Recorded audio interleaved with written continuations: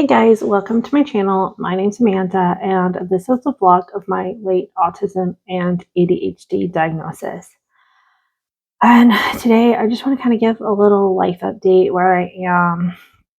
I'm really exhausted. I'm feeling the full effects of autistic burnout today. The thing about autism that I talk about quite often is that it is a very dynamic disability. And I've heard other autistic people say that burnout can last several months to several years to get out of. And when I first heard that, I did not want to believe it because nobody wants to think that they might be feeling like the way I'm feeling for years. But I was undiagnosed autistic for 42 years. And so basically, I'm in a process of I am in the process of processing a lot of trauma and repressed emotions, even the physicality of being undiagnosed autistic, not regulating my nervous system in the way that an autistic person best regulates by, stimming. Because as a child, anytime at school or something, if I would start wiggling in my chair because I can't sit still or stimming, then a teacher would tell me to sit still and be quiet. I was never able to just process the way that I needed to process or learn the way that I needed to learn. I had to work a lot harder than any of my peers because, having ADHD, and not being diagnosed with that, it just made a difference. And so, I'm 44 now, and actually, I would say that my burnout happened started when I was 40. So it has been several years now, but it kind of came and went in phases. It's not like I've been at peak. That's what I'm saying. It's dynamic. It ebbs and flows. I probably had burnouts before 40 and just didn't have any language for that when I got diagnosed at 42. So when I hit burnout at age 40, I didn't have the word burnout. I just thought I was starting to get depressed for the first time in my life. And I actually went on depression medication, but it didn't really help because depression and burnout can look very similar, but they're not treated the same. Now, you can be in autistic burnout and have chemical depression at the same time. So the depression meds would work in that case. But for me, I got put on some depression meds. They didn't really do anything. And depending on what was going on, like I said, it kind of ebbed and flowed. I would feel better and then I would crash again. And then I got diagnosed at 42. And for the last, little over a year, because I was almost 43 when I got diagnosed. For the last little over a year, I have been in a pretty rough burnout. And even in that year, there have been weeks where it's like, okay, I'm on the other side of it. I'm coming through. And then I crash back down. I thought things were actually going pretty well for me in January. Actually, earlier this week, even, I was talking to my therapist and I said, hey, January's been going pretty well for me. I'm feeling really good. And she agreed with me. But this last week, it's like, and I'm crashing back down again. And part of that, I think, just has to do with the fact that I actually had decided to look for a new therapist, and trying to find a new therapist can take a lot of mental energy and effort. And I'm looking for myself a new therapist and my son. So I spent a lot of hours on Psychology Today and other websites, searching and going through so many different profiles, trying to find somebody who's match me. And part of that is because I've now talked to several different therapists in the last year, between my son and daughter and me. So I have a little bit better idea of what I want to look for in a therapist. And this was a hard decision because, autistic people don't really love change. And it's easy to stick with what's comfortable. And I really, really like my current therapist. She's just so easy to talk to, and she's really helped me a lot. But she doesn't specialize in autism.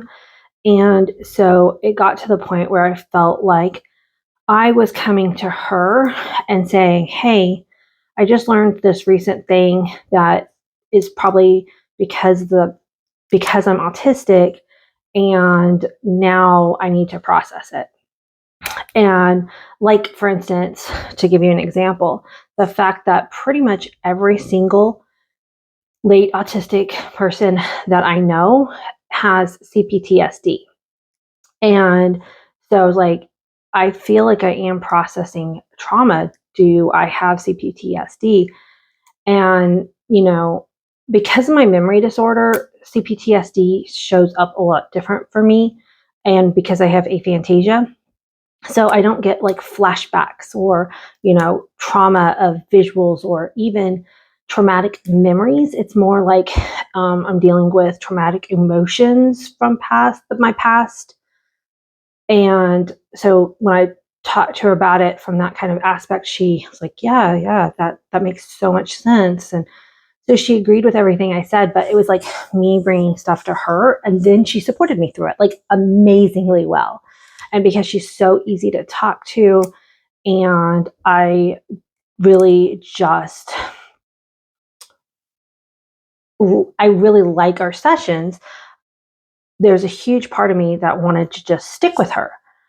But I feel like for my own mental health, I need to try to find a therapist that specializes in late autistic adults so that maybe the therapist can be one step ahead of me. And this isn't easy to find for two reasons. One, I was really trying to find an actually autistic therapist, like the therapist that was autistic themselves, or at least ADHD or neurodivergent in some way. But a lot of therapists don't disclose that, whether they are or not. And it's, search engines aren't really set up to search for it either. So I did end up just filtering through for autism and ADHD, and I did find a new therapist. Her bio says that she's neurodivergent affirming. So that sounds very promising.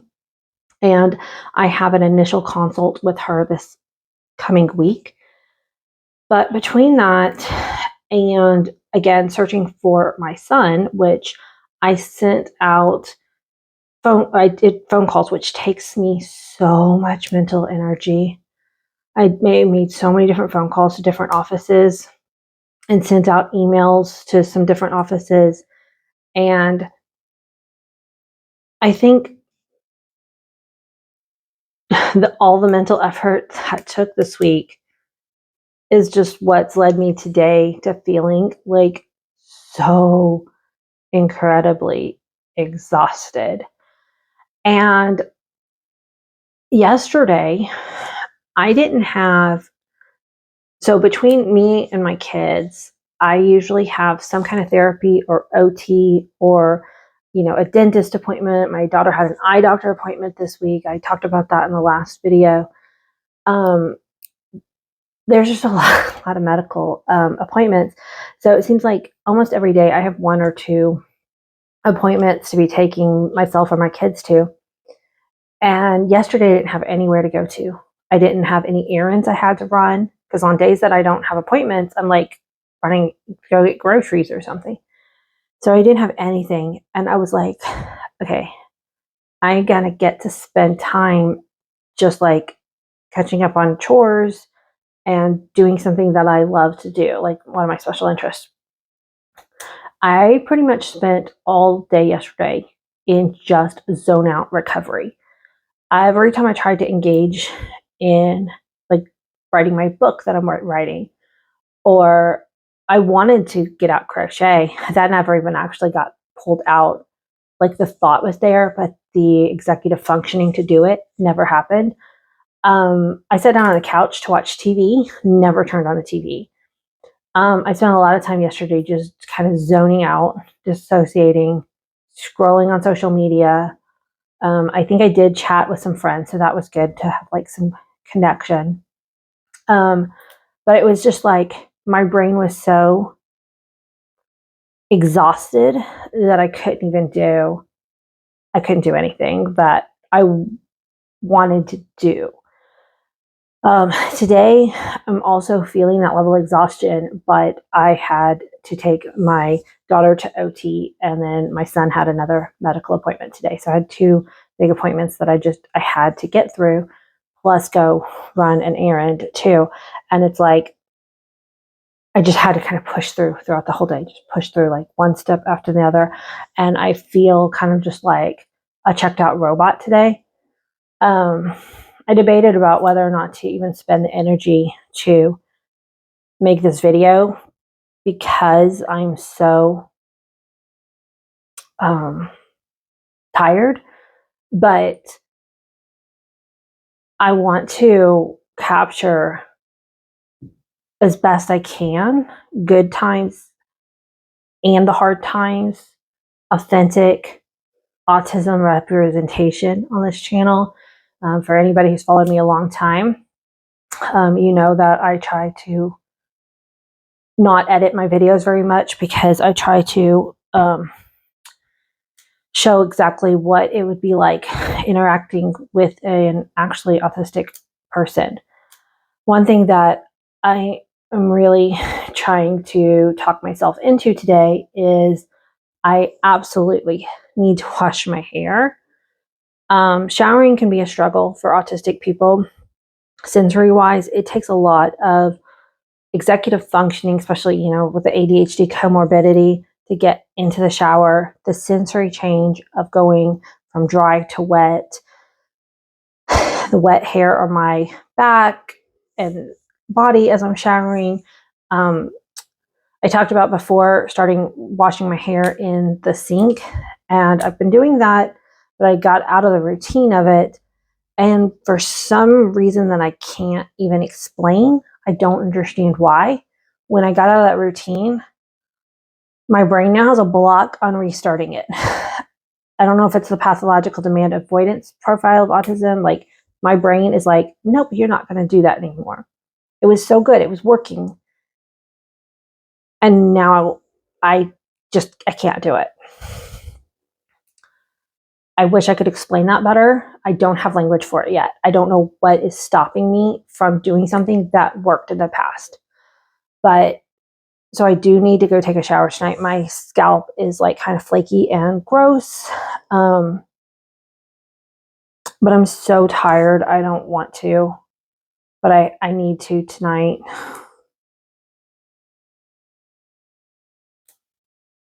I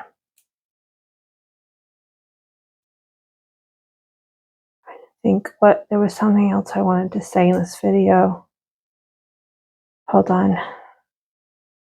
Trying to give an update. Yeah, I wanted to tell y'all about, I know what it was. So I also started a new ADHD medicine. So I've been on it for like 9 or 10 days now. I'd have to look at my calendar to check for sure. It's a non-stimulant, obviously, because there's no stimulation. Oh my God, I'm getting punchy. Okay, focus, Amanda. Focus. Okay, y'all can maybe hear my dog snoring again. Sorry for those who do not like his snoring, but he's tired also. So, okay. This video is very difficult for me, but I'm gonna try to keep going.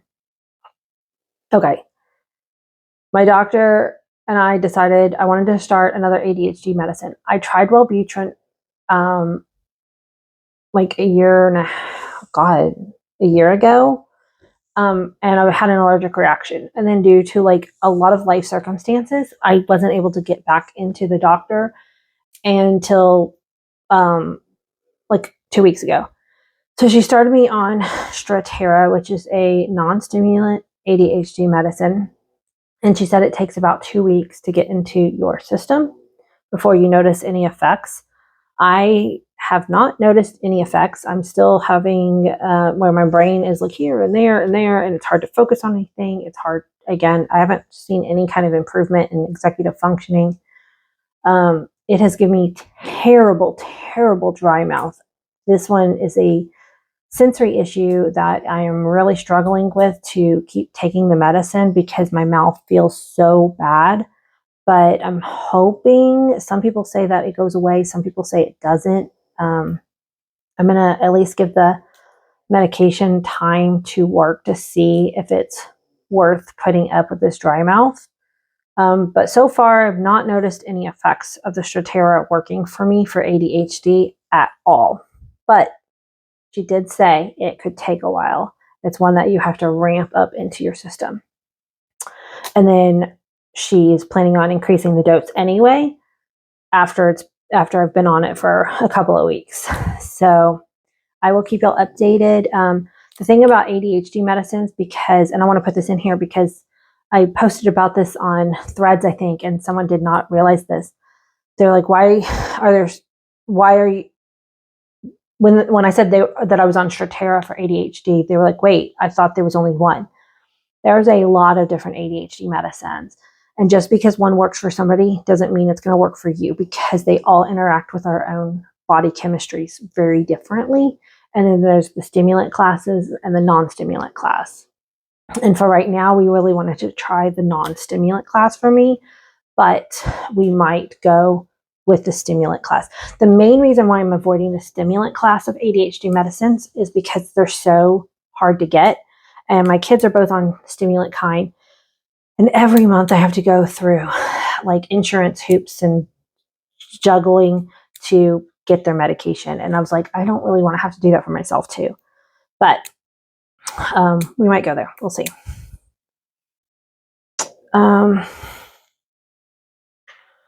Luckily this weekend, I don't have any plans. So I'm hoping that I'll be able to use the weekend to, again, spend some time recovering, relaxing, trying to let my brain and nervous system reset. It's kind of frustrating because I would like to be able to get together with a friend or even like go out to lunch with my mom or something, because I have not got to spend much time with her lately. But right, the way I'm feeling today, I'm so utterly exhausted that I don't have the energy or the emotional ability to have a conversation in a social setting. Like, I feel like I would just be zoning out of the conversation. So my plan this weekend is just to try to relax. And that's actually really difficult for me because my masked autistic self had to stay busy at all time, which is part of the reason why we hit burnout. Because when you're masked and you're undiagnosed, your nervous system, I'm trying to see if I can say this correctly. Your nervous system is just constantly being activated by masking your autistic traits. And your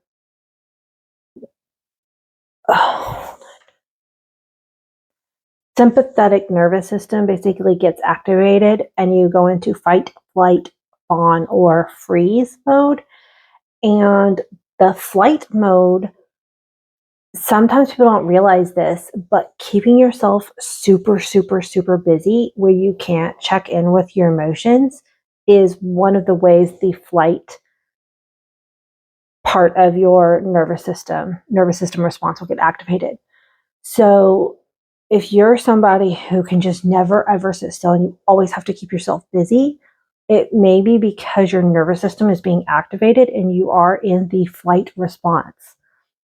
And when you're trying to regulate your nervous system, it doesn't feel comfortable or safe to be calm because it's so used to that nervous energy.